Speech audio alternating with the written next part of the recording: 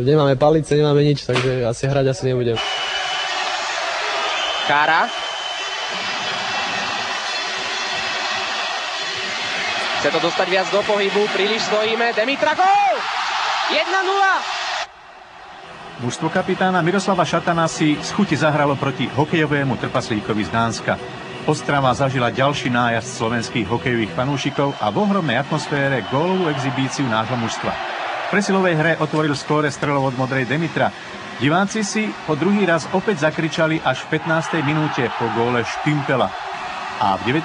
minúte po kombinácii Hossa, Bartečko, Demitra bolo 3-0. Obraz hry sa nezmenil ani v druhej tretine. Útočný slovenský orchester sa gólovo presadil v 26. minúte.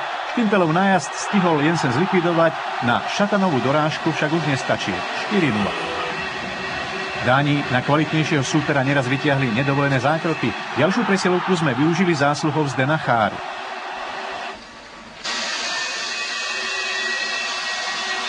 Ďalší náš útok sa valí na dánsku bránku. Orsa, krásna kombinácia, Lindner 6-0. Jensena v bránke Dánov vystriedal Madsen. Ten však ostal neprekonaný len 6 minút. Tečovanú strelu Šatana od modrej stihol ešte dánsky gólman vyraziť, ale Gáborík vrátil puk späť do bránky.